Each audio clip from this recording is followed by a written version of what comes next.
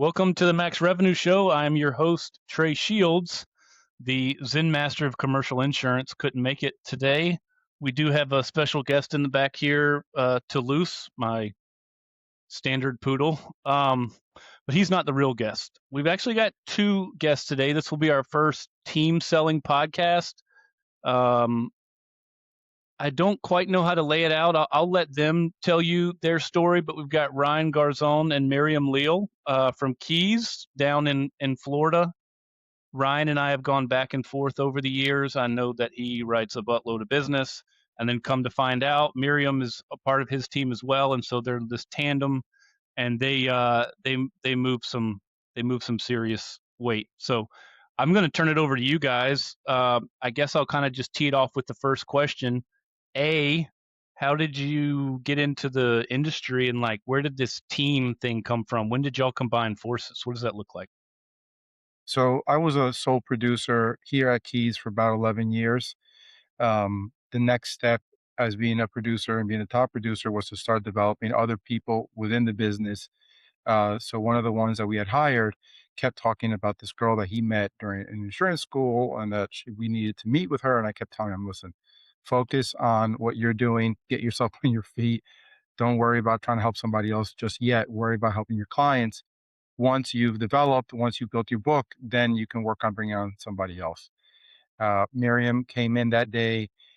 We interviewed. It wasn't the best of interviews on my end. She didn't get the best um, impression of me. She didn't like me. She didn't want to work with me. But I was completely impressed by a lot of the things I heard come out of her mouth and the things she said and how she presented, how she handled it, and what I learned about her background. Long story short is we spent some time discussing how clients were had, what was done to get clients. We spent some time on the road. And then the decision was made for her to come on because she realized that starting her own agency, which was her, I guess, dream at the moment, or was where her vision was, wasn't really going to get up to speed on like we could on the commercial side.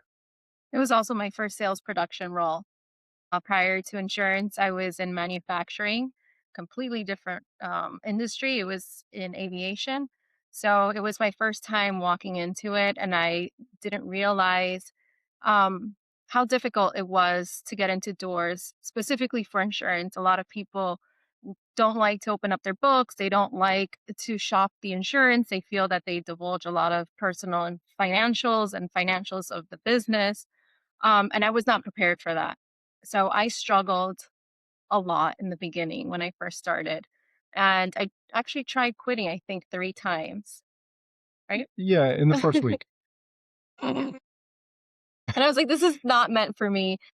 Originally, I had planned to work doing homeowners insurance, which is a lot easier.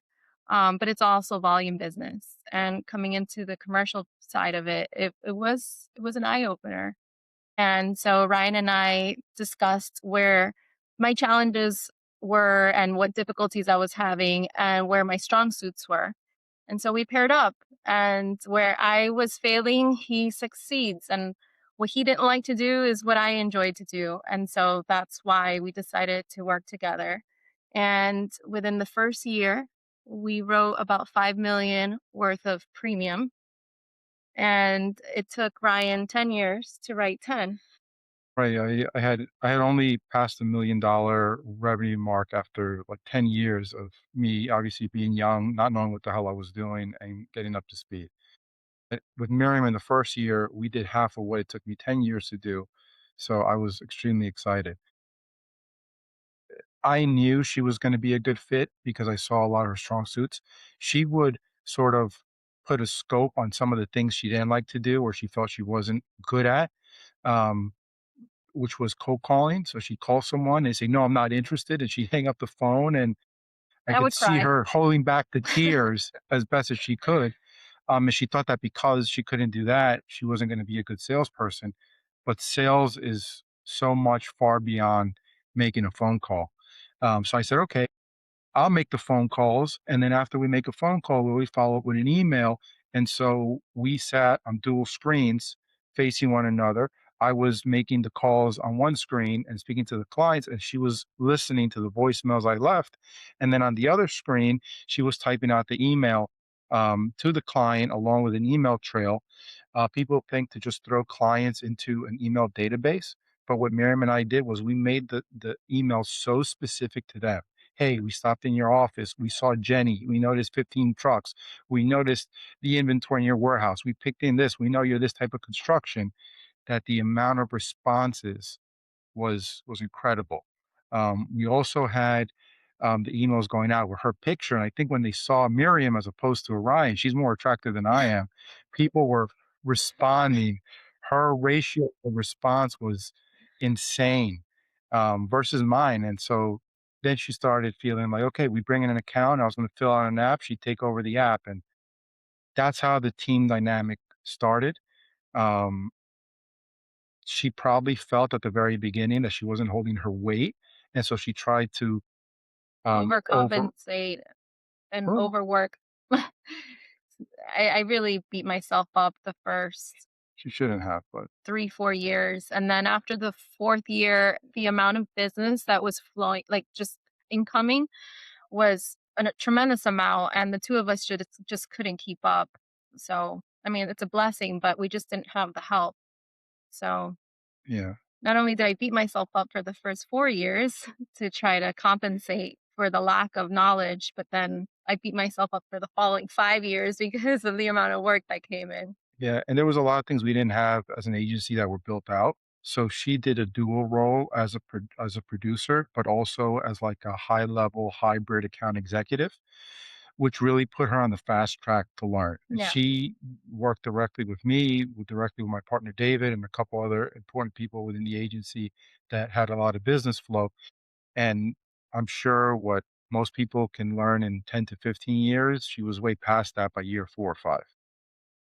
We really are limited to the amount of time we can devote towards a new business. Um, we are now 21st largest brokerage nationwide with Keystone Agency Partners backed by Bain Capital. Miriam and myself have been the top producing agent, top producing team.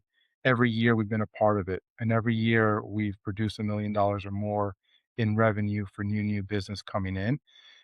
What's most surprising, I would say, is in the 2024 year, we only spent 9 days out on the road pursuing new business. And it shouldn't be the case. We only spent so few days because I had lost my mother. I had a ski accident. I was in the hospital for a while. Uh, but had but on those 9 days, we cleared $100,000 in new rev for each day we were out on the road. So and it wasn't hard at all. In fact, the fact that we did so few days, we didn't get as much traction as we should have. But I'm confident if we could spend 30 days a year on the road, we'll easily surpass 4.5 to $5 million of new revenue for the agency. Our biggest issue is having the service staff to manage it all, because clients out there want better. There's been so much M&A consolidation that so many clients have been slipping through the cracks. So many clients have so many unmet needs that no one's been speaking to them. People get lazy and sometimes aren't going out to see their clients. So these are 150 to $250,000 in revenue accounts with agents that are sometimes afraid to go see their clients. And once they meet me and they realize that my superpower is that Miriam's right next to me and she can do it all, it's easy. Well done, sir. Well done. Um, so, That's well, I think when people hear you say that, they're like, their mind's blown at the amount of revenue you're talking about per day on the road. So, walk me through that sales process. How do you even begin to drum up that much business? And like, what's the average revenue size? Like, give me a brief overview of the sales process. right. So we look on Google Maps and we look at what areas have box warehouses.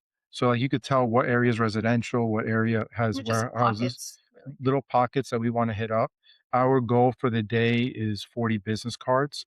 Um, Before, we used to go after every single door when we first started. Because we're on such a time crunch, I'm literally scanning as we go for one of a few things. We want to make sure that they're locally owned. We want to make sure that they have a lot of cars in the parking lot. If they have 25, 30 cars in the parking lot, I know they have 40, 50 employees. We want to make sure that the building is well kept and looks good, because these things matter when loss control comes up, and we're trying to place a lot of admitted business. So we're sort of narrowing down the potential people we can walk into. When we first started, I think we do 80, 85 a day. Now, Drops in one day? The yeah, time, that seems crazy to have that amount of time. the demographic area we're in Correct. isn't, because if we would go to West Palm Beach in 2 hours, you'd walk into 6 places. You spend a lot of time driving around. Here in South Florida, It's very dense it's with very dense. businesses. The business Yeah. areas on one block, it's 25 Yeah. businesses. Just go into every single one of You can them. stop on one street. In one street you have 25 businesses. We would do those 25 businesses in 2 hours. Yeah, that's crazy. That being in a having worked in a more rural market, it's like if you could hit 15 people in a day, it's like, man, that was a productive day. But it's just a good byproduct of where you're at. Equally, you have a hell of a lot of competition. So I think it's easy. I've heard this argument. People are like, oh, if I lived in a big city, I'd write all this business too. Well, you'd also have 10 times the amount of people chasing your business. You know what I mean? So there's pluses and minuses for both. Um, what does your niche look like, or do you not have a niche? You just kind of chase everything in umbrella, certain revenue size. What does it look like? Revenue size. Yeah, our niche right now is $150,000.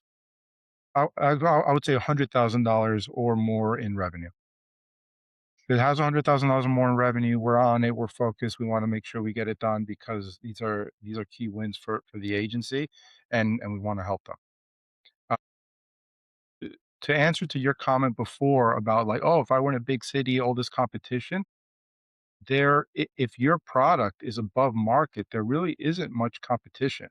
There's other agencies in South Florida. I get it, but a lot of them aren't a team. A lot of them don't. A lot of those people that are producers there are literally just sales reps. We do so much more. We're explaining the sales process to you, but once a client comes on, the amount of work, love, attention, and support that these clients get is insane. They have us dealing with their banks. They have us negotiating loans for them. They have us working out things for them. Clients that have big property schedules, Miriam literally lives in their Excel. It's their work product, but we adjust it as we go, and we can answer things to them. We're working out debt service coverage ratios. We're We're negotiating with the lenders. Yeah, when a request comes in, send us sir here. We go through the request. We let them know why certain things don't make sense. They see us get on the phone. We BCC the client so they know what's going on. A lot of the places we go up against don't do any of that. So it makes it really easy. I'm not trying to talk down on them. I think a lot of shops do a great job. They have really great talent. But many of these shops are just not willing to give that much value to their clients, period. You have a certain request, you send out what's there. And if they don't accept it, well, they can communicate with the insured. We don't believe that. It's our job. We're going to speak more intelligently with regards to insurance requirements than our insureds would. So why shouldn't we be the ones on the phone doing that? We also know our insureds, and we know which ones are willing to pay more money to do it and which ones with valid reason don't have that. When you give valid reason, you're a third party and you get it accepted and your client sees that, they become incredibly loyal to that. Not even loyalty for the sake of loyalty, but loyalty and commitment for the sake of who the hell else is going to do this for us. We also deal a lot with the supermarkets. A lot of the distributors here sell to Publix. You sell to public supermarkets, they sell to a client. The client makes a claim on the product, whether it's coconuts, whether it's nuts, whatever the case is. When that complaint comes in, before going to the insurance carrier, we call the claimant. And by we, I mean myself, Miriam, a couple other claims people. We explain to them what's going on. We explain to them what to expect. And many times we solve their issue right then and there, and it doesn't need to go any further. Most agencies are not willing to do those things. We spend an incredible amount of time also hand-holding them through audits, this general liability or workers' comp. And some of the low-hanging fruit for us when we were going out for new business was that there was a lot of insureds that were incredibly frustrated with their agent because the audits weren't being handled properly. They were trying to make changes. They weren't hearing or getting the support from the agent, because at the end of the day, they're not technical. A lot of these agents were just put on the street to sell. And when we go over the audit, meeting them for the first time, we pinpoint exactly where the problem and the issue is. We even take it upon ourselves to reach out to the auditor. They're not even our insured yet, and we solve for the issue, and that's how we earn the business. Yeah, we handle audits for clients that are not clients of ours yet. We handle audits for policies prior to us. Yeah. Why not? Claims Like, as well. Remember how many times, an adjuster's been sitting on a case, they can't get it closed, they're having issues. We make the phone calls, we start moving it along for them, we close it out, and it works fabulously because the insured's now happy and we've earned their trust, we've earned their business. yeah, Trey, imagine it. We go see a client, they're complaining about an issue on a workers' comp claim that the adjuster's not responding. They show us an email. We dial the adjuster right then and there in front of them, and we start having a conversation. That is incredibly powerful. And it seems so simple to us. We do this all the time. It seems so simple to us that maybe some of the people listening to this are like, oh, that's crazy, but why not? Who's stopping you from doing something of service for your client? And then what's not, how do you not realize that that equates a new client? 100%. So when you guys go meet with, you guys are doing your drops or whatever, and you're meeting with these prospects, what does that first couple of minutes look like? Is it you're introducing yourself? Are you name dropping clients? Are you just more or less asking them questions about their business? I mean, what does kind of that first interaction look like? One of a million things. We don't, Depends on the client, depends on the really. client, depends on how they show up, depends on whether they're talkers or not. Some clients, some of our clients that are our speed love to start conversations in the middle. No, none of these niceties, none of hi, how are you? Yeah. It's so we let them know from the get who we are, where we're coming from. We make it clear we don't handle their insurance now. We make it clear that we want to work on their insurance. We want to make it clear on what lines, and we make assumptions over who we assume is handling their insurance now and how they're set up, and in which ways we can help them. I'll give you an example. We walk into a glass manufacturer and installer, and we meet them and we know what type of work they've done. We check the website before we walked in. We will let them know, hey, you're probably involved in a lot of OSIP, CSIP wrap up work. If you have a policy based on sales, every time you have a change order, you're going to get dinged for the insurance. If we just make your policy based on payroll, you can sort of accumulate what payroll you're going to have for that job. For all those contractors that use subs to do the installation, even better, because they just might have some executive supervisor payroll. And I can remember in my head right now, there was one client that was their GL, the first million in GL was $250,000. We matched it to what they were paying, but because we went from sales to payroll, we saved them over $400,000 a year on The deducts on deducts. the jobs they were going Yeah. at. And I think when they went back to their old agent to explain that's why they moved, the other agent couldn't really understand how they lost. And that just blows my mind. Everybody plays a different game. You only know the game you were taught. Um, so give me kind of broad numbers. You said, the average account size that you guys work on is about 100 in revenue. What's y'all's collective book at right now? Where are you guys up to? I didn't run numbers, but we were talking about the other day. I think we're just around 7.5 million in revenue. Is that the biggest in the office? Yeah. There's some other guys that are pretty close. Most of these guys nationwide with Keystone, Keys coverage is one of the platform agencies. Out of the number 10 spots, of the 10 top spots, I believe we take up 4 of those. And out of the top 20 spots, we take up like 9 of those. So we perform here generally as a whole. When one of the other producers gets into an account, anybody who has any sort of experience or ability or speaks the client's language or has other clients in that, we'll all jump in to make sure that they get the account because we know we all win. We want everybody to be winning, everyone to be making money. We want those accounts to come in because they're like little badges. When we meet somebody in the glass industry, we control half of them. When we meet somebody in artisan contractors for HVAC, all the big boys, we write them. So it's not about revenue for us, but we want to have the ability to speak intelligently on what's going on in the business by the amount of clients that we have in that industry. Got it. So you guys just had some merger activity. I don't know the right way to say it. I'm just going to tee it up for you real quick to kind of walk us through what just happened recently in the agency and kind of what next steps look like for the agency and then you two as a team. Right. So when we got together with Keystone, the premise on our relationship with them was to help perpetuate our agency and to buy out the original ownership, which were the people we worked for here at the agency. In that process, a lot of us as producers got ownership in the new company that was formed thereafter. We did this with Keystone Agency Partners. Keystone Agency Partners at the time was backed by Bain Capital as their private equity sponsor. Private equity gets into these projects with every intention of growing to a certain amount and then, turning capital and sort of liquidating their gains for themselves and for their investors.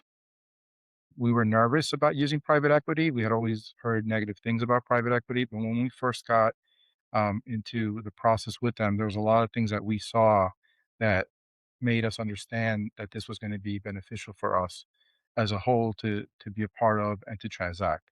They very rarely come to our office. They very rarely get involved in how we operate the business here, largely because we perform. So there's really no reason to try to get in our way or do things any differently. August of this year, there was a transaction. It's public, and there was a sale of equity to Warburg Pincus, which is a new PE firm, probably looking to do exactly the same thing that Bain Capital did, but at a different level. And so that was a major liquidation event for a lot of the people that held ownership at the platform or agency level. And so So what here, next? What's next for you guys?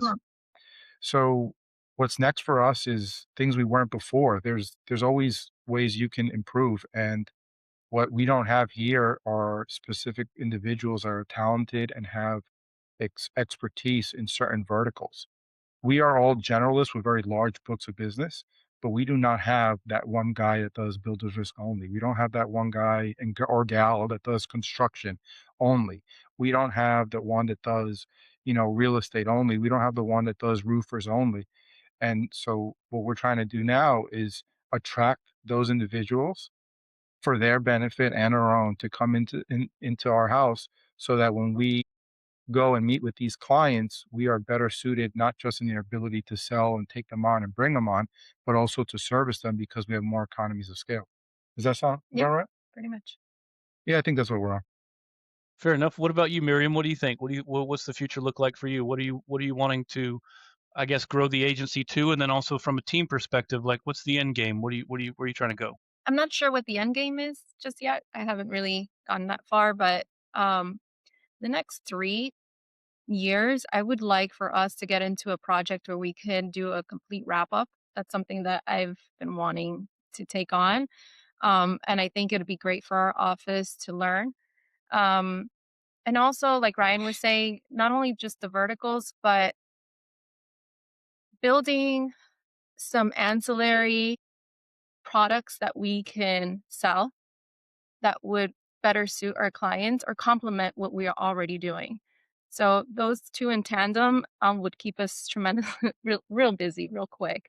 But that's what I would like to do within the agency.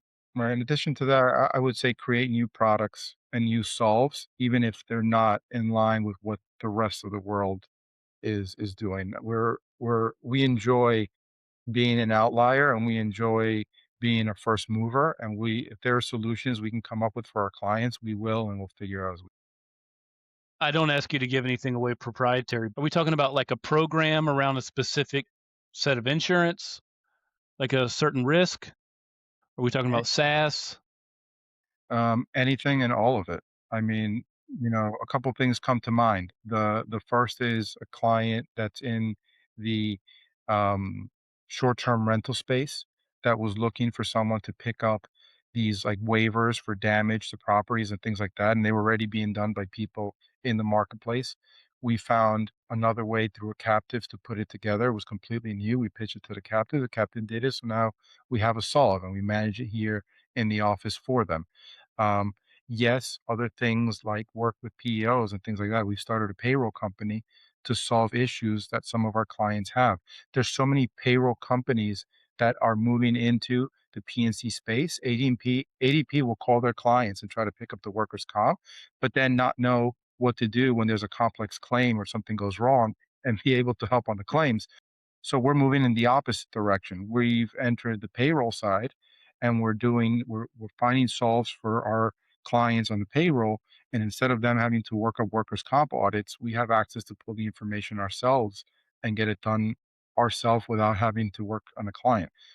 It's a better product overall. Nothing's been reinvented in that scenario, but we're using our insurance knowledge and our ability to connect employee benefits through Employee Navigator to a payroll system, to connecting the payroll numbers to the payroll to the workers' comp carrier to do pay as you go, and it doesn't affect the client from operating. We really do take a few people off their payroll because we're willing to handle all those things. Second to that, I don't think in the future it's off the table for us to start our own insurance companies. I was Uh, just gonna state one real go quick, for it. which is Ryan and I are responsible for insuring about, I would say, 12,000 doors right now in the real estate space. And then we're talking about how much, I think over 2 billion in property values when it comes to commercial space, At least. at least. Um, I would love to do like a Franklin Street type product where we provide property insurance through a program. I think that's something really neat to put together. I think the market has turned and it's softened enough to do something like that. I don't know if that's where you were going or getting. No, agreed. That too. There is a future where I believe we'll own some of the insurance companies that we trade with to solve certain things. Yeah.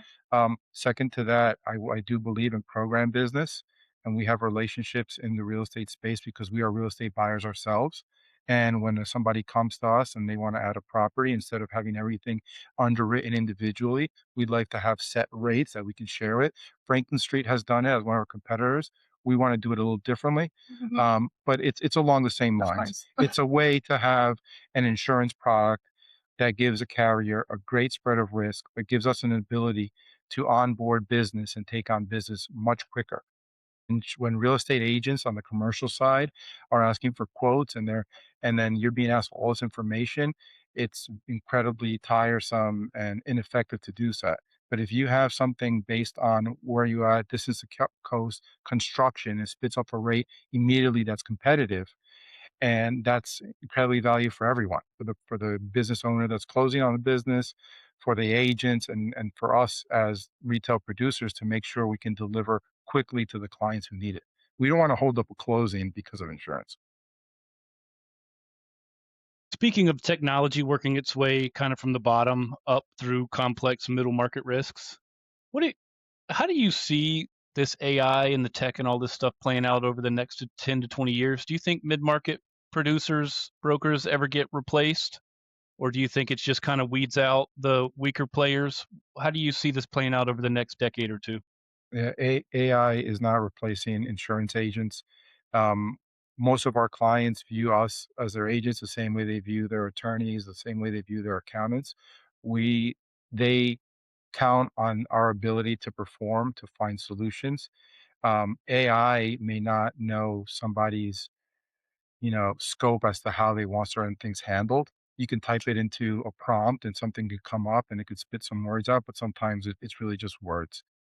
I do believe there is a world for AI. I do encourage AI when someone in our office is writing an email or making a post, you flip into AI, they'll reword things a little better and you could still make it your own. They can fix errors and things like that. But we've plenty of times loop things into AI and ask a question about coverage. And the amount of times it's been incorrect is Yeah. mind-boggling. It's scary to me because I know we've even had clients put it into to AI and then come back. Oh, well, this says this form will pay for this, and we're like, nope, that form doesn't exist in the state. That form never got approved. That form is from 1998. Yeah, Yeah, it's and not going to completely pay. incoherent. I appreciate you trying, but I get it. So, um, AI is still a world away from that. But where I do feel AI can do a tremendous job is like on all the like service grunt work. You know, somebody sends in a bill of sale for a vehicle that they're buying. AI can strip out the make, model, VIN, and add a vehicle. Absolutely. Having certs come out, simple certs without the special wording, primary not contributory, waiver subrogations, the things I need to look up, all of that. Absolutely. Checking certificates for accuracy, AI will probably do a better job than any human can. So on that front, I'm surprised AI hasn't done more, because it should really empower agencies to handle twice the amount of business with the staff that they have, as opposed to having to scale up the staff as the revenue comes in. I believe there's a world there. But when you need direction, when you need a relationship, when you need one to stand behind something, AI is not going to stand back, behind something they offered or they said, and they're not going to apologize to you. Actually, they do They apologize. do. They're very nice. I didn't know that. I was surprised when It, they apologized We're to you. also nice. Have you noticed we say, please, please summarize this email? Yeah, but when you write "you're wrong" in caps, they're like, "Oh, I'm sorry." I actually berate my AI. I really do. I talk down to it. If like it gives me a bad answer, I'm like, I give it to them, You gotta be and they careful. You apologize. don't want an EPLI claim. That's true. Um, Why'd you so call Mike's up? Just kidding. I know for that amount of book that you guys have, what does the service team structure look like underneath you guys? What does it take to service that size book? This is embarrassing. We have 3 AEs, 3 virtual assistants, and We have that many AEs? well, I'm not thinking about just Carlos, but like the other people that have at least a piece of the book. Sure. We We don't have enough is really putting an ad out there. If you're good, if you're smart, have common sense, Yeah, like insurance. if you're an AE and you listen to us and you can deal with us on a day-to-day basis, please reach out, because we need help. No, we're currently growing. We're currently looking for more help. We brought on 3 new people to our team just recently, but we have one AE that's handling over 40 million in premium that he's up to the gills, and it's only working because myself and mostly Myriam is jumping in day to day to knock off some of the tasks, just so the guy can survive. But if we don't find better help soon and he leaves, the ship is going to sink. Will you guys do remote, We do. or do you Yeah. like people to be in office? Yes. Yes. Yeah. No, we do remote. I personally feel anybody that's going to be fully remote should spend maybe a month with us up front to get to know us, how we handle accounts and things like that. But one of our best AEs is remote out of Tampa. She is phenomenal. If we could have 10, 15 of her, we take it. Yeah. All right. So one of the questions we always asked in the podcast is, how would you rebuild what you have if you had to start over? Except I want to do a little bit interesting twist for you guys since y'all are a team. A, what is one piece of advice you would give to people who are considering doing the team selling? And B, how would you guys build this all over again and do a better job faster if you had to rebuild from zero? You go or I go? You can go, but go okay. ahead. I have a couple So, things. okay. I'll go first because Yes. I forget, Mhm. and she doesn't. So how would we rebuild this differently? When we started this, we wanted to perform on numbers. So we only started adding on service staff as we needed, as the revenue came in, because the people around us did not believe in how quickly the flow of business can come in. But if we could come from the start, I'd probably take a couple months to say, hey, time out. Let's build this team. I don't care if we're overstaffed, because we'll fill it quick. Because everyone that's come on and taken on work, they go from 0 to 100 real quick. And their email goes from 20 emails a day to 400 emails a day. So I would have less regard for any management thinking it any different, but we would make big investments on staff to make sure we can support all the revenue coming in. It really hurts us to bring in tons of revenue, then have to stop and build and then go back to building revenue. If we could just continuously build revenue, we'll be in a better place. I think we're getting there because the team is now of a size. I think we're like 9 or 10 of us on this specific R&M, Ryan and Myriam team, that as we are bringing in revenue, some of the remaining team can sort of train and get a lot of people up to speed. versus us having to have trained everyone on a very close one-on-one basis. So that's how we do different. Yeah, it was a two-part question. What was the other part? Second one was Just a team. piece of advice. Oh, a piece of advice for who? New producers? Considering just to team producers up. considering doing team selling. Oh, great. The first time I ever considered team selling, I had people make comments about like, hey, what if this doesn't work out in the long run? What if it's the right person? What if it's not? I think some teams will eventually get a little frustrated if they feel the other party or person isn't holding up their weight. Um, so I think team selling is amazing as long as the two people of the team are equally as motivated and as focused on building. We've gone through different iterations of our partnership. And yes, maybe at the beginning, I was bringing more value while Myriam was learning, but that quickly changed. And the split of income and revenue has been the same throughout. So there's times that she's on a weekend, on a Saturday, catching up on work and pulling up the load for both of us. There's times that I do some things that win for both of us. But because we're continuously focused on doing the same thing, it's like a volley back and forth. Sometimes, you know, I pull us forward, sometimes she pulls us forward. And I think it's a good yin and yang for how it should be. It isn't easy to find. I think it takes a lot of time to find the right person to be a teammate with, But if you find the right person, it's very easy. to exploit it for your benefit, for the agency's Right. benefit, for your client's benefit. And you also develop over time because I feel that now we're able to find more people that sort of can run and team up with us and also be of equal value. We find it a lot with the producers here in the office. We're now all producing in excess of $250,000 a year in new revenue. So once you're running at that speed and everyone's doing the same around you, you kind of want to stay in that pack and you don't want to fall off. It's much easier now for us to team up individually. We just teamed up on an account down in Hialeah with one of the other producers, and the three of us went and absolutely killed it and took it on a BOR.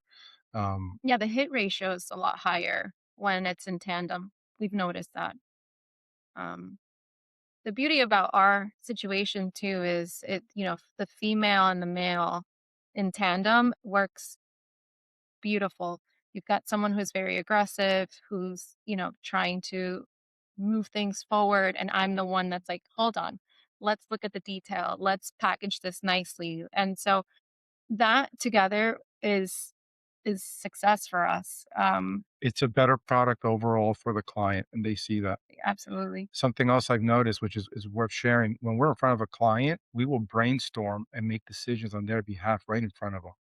It's like the client isn't there, but we'll turn, excuse me, and look at one another and say, hey, we'll send it here. You're gonna do this app, I'll send it here. Let me call so and so because he said he had an appetite for this, and we just have to ask him to do this thing or the other thing.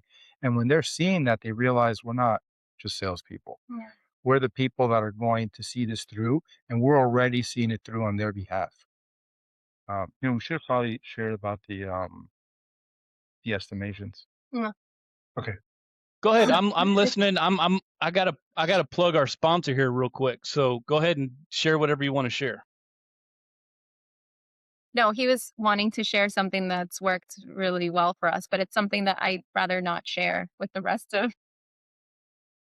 All right. I think if Fair enough. What I will say is that Ryan and I can sit in front of a client and we can price out their insurance right in front of them because we know the rates well. We know the carrier's appetites. We've seen it time and time again. We have clients just like them. And sure enough, the moment we present the formal proposal, it's maybe within 5% of what we wrote down in paper. And a lot of times they'll show it and they say, I've been holding on to this. You guys said you would come to this. And before we show our proposal, they're like, did you come to this? Because if not, you're not getting our business. And sure enough, we're like, here you go. Yeah, we're like, no, we beat it. Hey, I'm gonna interrupt the podcast here real quick. Sorry about that. Toulouse, say hello if you're not watching. Toulouse, my dog. is right here. He's the unofficial mascot of the Max Revenue Show. Anyways, I'm a total idiot. I forgot to plug our sponsor, so I'm going to do that real quick. Insurance Xdate. Generate leads, win new biz. Insurance Xdate is where new business begins. Industry relevant data delivered on a software platform built for sales, not research. Identify and engage with prospects in minutes. Keep track of your opportunities and get production done. Can't thank Rob and the boys enough over there at Insurance Xdate. Everybody and their brother is using it. It's a amazing tool. Go check it out. And with that, we'll let you back in the podcast. Toulouse, tell everyone bye. All right, let's get back to the show. Y'all are apex problem solvers. I would say that's kind of your MO is like, how can we solve problems better than everybody else in the market? And then if you do that, the sales is easy. Then it's just like you're the no-brainer, right? Because you're out there solving problems for people who have issues It makes versus it just really coming sticky, in trying to be slick willy salesman. right? But it also makes the relationship really sticky because they don't want to lose that. And it's, they can meet many agents. They've got a lot of people knocking on their doors, but if people are not willing to solve their problems and do the extra work that is not typical for an agency, why would they want to give that up? Even if another agent comes in and saves them an additional 10, 20, $30,000, they're not willing to give it up. It's awesome. Yeah. Now, how do we scale this? We don't know, but building teams and building individuals around us one by one is the only way we know how to do this, aside from how the private equity side helps us buy agencies. And when we're buying agencies, we're not buying revenue, we're buying talent, because it's much easier to buy an agency with 20 employees so you can bring on more revenue than it is to train 20 employees so you can bring in the same revenue. People don't That's realize that. interesting. Yeah, we're not buying agencies to gut them. We're buying agencies to build them. Interesting. Any parting shots before we end this thing? Myriam, I'm gonna give you the shot because I'm gonna say if you're 80-20, you were only 20% on the share, so I want to give you the last parting shot here. Endow us with some wisdom. Wisdom. What would you tell a producer? Let's do this. Let's say, what would you tell a producer who's out there and is stuck around the 3, 4, 500,000 mark, and they just want to know, how do I level up? How do I get to the next? Should they find somebody to partner with? Should they double down on what they're doing? What would be your advice to them? I would say get more technical, understand the product that you're selling. Um, Pick up the phone, speak with the underwriters. You're going to learn a lot in speaking with them. You're not just there to represent the client. You're there to provide the best product to them. And by getting involved in the underwriting, you're going to have a lot of wins because you're going to negotiate the deal. You don't have somebody else negotiating it for you. You know what you committed to the client, you know what it's going to sell. And if you do it, that's just the best way for you to win. We found tremendous success in doing that. The first year that we partnered up in working together, we had a marketing person who got really frustrated with the amount of work that was headed her way. And she did an amazing job, but she got to a point where she's like, I just can't handle all of this anymore. So Ryan and I took it upon ourselves to do the underwriting and to do the marketing for our clients with the help of someone else in the agency. And that's where I really learned a lot. And that's when our book of business grew tremendously. Yeah, we also had no choice because we had met with the clients and told them we were going to perform, and Yeah. we needed some help. So we had to figure it out. We weren't willing to let them down. I think that's really important. We're extremely committed to not let people down. It's what hurts us the most. We lose an account, fine. But if someone says, you guys suck, you let us down, I think we're both in tears because it would really destroy us personally. We do not want to let people down. We know time's important. And if they let us in, we want to come through for them. Second to his question about that producer that's at the 3 or 400, Yeah. one's a technical piece. But what would you say is good for them to do as an individual to drive more rev? Like, what in the prospecting side? Should they be on the streets? Should they be No, on the door phone call? knocking, of course, like seeing, meeting people in person is, I think, better than picking up the phone. Obviously, your outreach is far greater when you're dialing, because you could outreach, I don't know, 100 people a day over the phone and maybe just meet 20 in person. But I would say just put yourself out there.